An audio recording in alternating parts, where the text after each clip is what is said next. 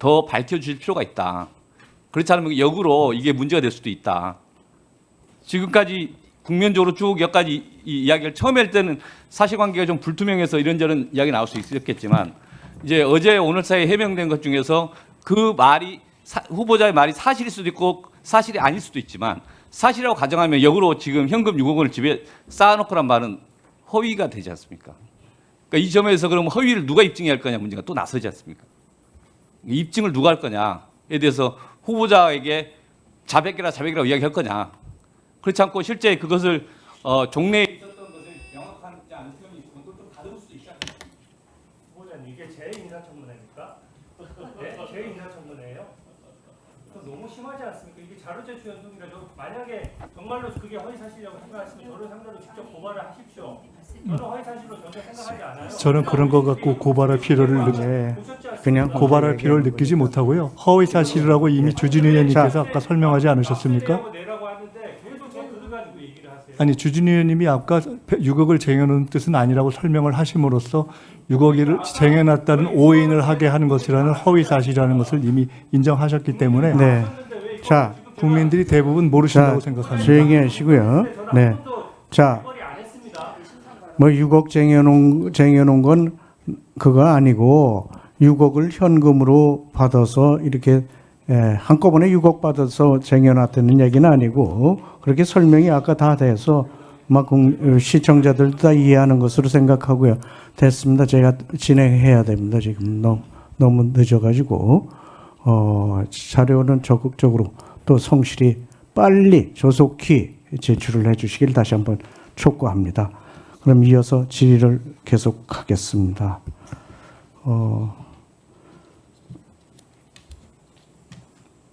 박근택? 네. 다음 질의는 존경하는 박근택 의원님, 네, 질의 순서입니다. 질의해 주시기 바랍니다. 아이고, 신상 문제에 관한 얘기를 이제 그만 좀 하고 싶은데 또 잠시 얘기를 안 할 수가 없게 됩니다. 지금 후보자께서 11사람에게 1억 4천을 차용했다는 그 사안, 여기에 대해서 마치 큰 의혹이 있는 것처럼 어제도 오늘도 녹음기처럼 같은 내용의 공격이 계속 반복되고 있습니다. 그런데 이 본건 차용 사실 또 차용증, 이것은 후보자가 재산 등록을 할 때 공개적으로 신고를 했기 때문에 드러난 사안 아닙니까? 맞습니다. 누가 발견한 것이 아니고 숨겨놨는데 발견한 것이 아니고 스스로 신고하신 것 아닙니까? 그렇습니다. 그렇다고 한다면은 지금 국민의힘 의원님들 중에 일부가 그 문제를 제기하듯이 만약에 이게 부정한 거래였고 숨기고 싶은 사실이 있었으면 그냥 몰래 받아서 쓰면 되지 굳이 차용증을 왜 작성을 하고 또 어떤 재산 등록을 했겠습니까? 일부 이제 우리 민주당 의원님들 중에는 저런 모습을 보면서 특수부 출신 검사들이니까 저렇게 몰아간다라고 지금 비판을 지금 하고 있습니다. 근데 사실은 특수부 검사들도 이 정도 되면 수사를 중단합니다. 왜냐? 아무것도 성립할 수 없다는 것이 너무도 명백하기 때문에 그런 것입니다. 그래서 이것은 부정한 거래가 아닌 것이 너무도 명백한 사안이기 때문에 더 이상 언급하는 것은 적절치 않겠다는 생각이 드는데 어떻게 후보자의 생각은 어떠십니까? 그에 대해서 더 말씀드릴 것이 없습니다. 예, 알겠습니다. 그리고 이제 아까 오전에 잠시 말씀을 하셨는데 2차 정치자금법 위반 사건, 여기에 대해서도 짧게 첨언을 좀 하겠습니다.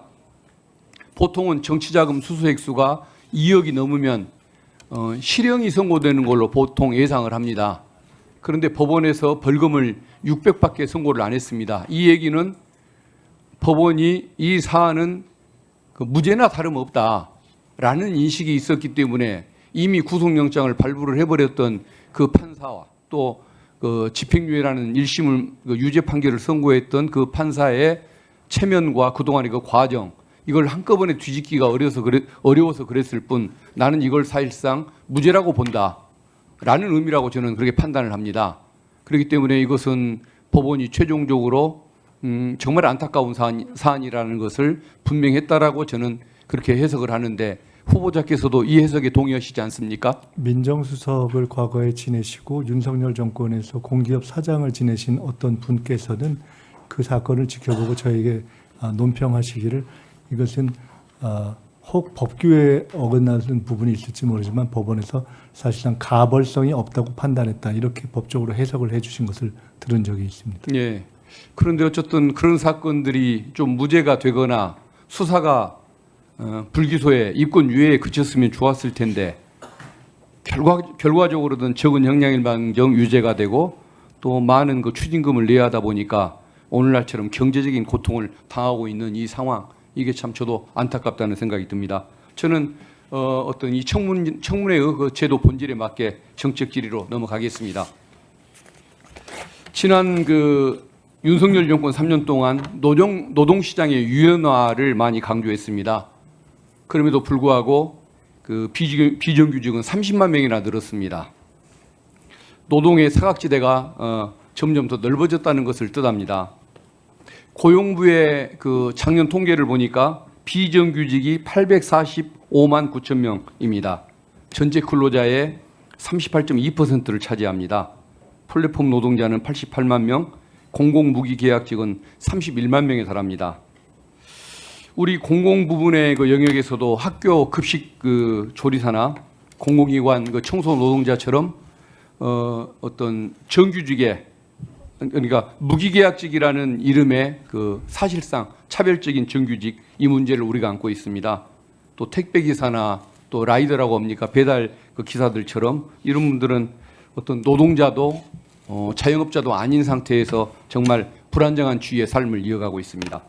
우리 후보자께서는 어떤 그 어제도 말씀했습니다마는 약자의 눈으로 미래를 바라보는 것 이게 정치라는 그 신념을 가진 분이신데 그렇다고 한다면은 역대 어느 총리보다도 이 어떤 그 근로자들의 불안한 지위를 해소하고 또 처우를 향상하기 위한 이런 사안에 대해서 더 많은 정성을 기울이실 걸로 저는 기대를 하고 또 희망을 하는데 어떤 뭐 여기에 대한 의견이 있으면 좀 말씀해 주십시오.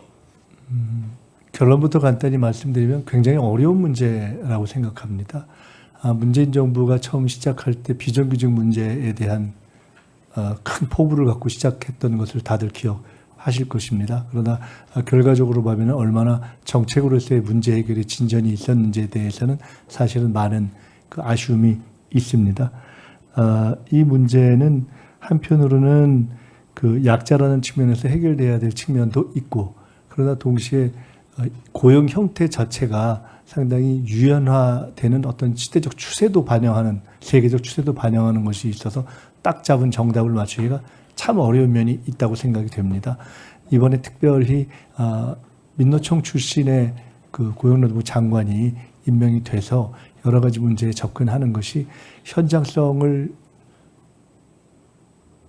최대한 살리면서도 이런 정치적 해결법을 찾는 데 있어서 조금 더 한 걸음 진전하는 데 도움이 되지 않을까라는 생각이 되고 아무래도 그렇게 노동 문제를 직접적으로 다루는 분들의 고민과 지혜, 해결 방법을 중심으로 해서 이것이 잘 조율되도록 하는 것이 총리의 역할이 아닐까 생각을 해서 저는 그런 각도에서 저도 관심도 갖고 공부도 더 하겠습니다만은 오히려 이런 문제를 직접적으로 전문적으로 많이 다뤘던 분들의 의사를 충분히 이렇게 제가 배워가면서 이 문제를 풀어가도록 하겠습니다. 예, 알겠습니다.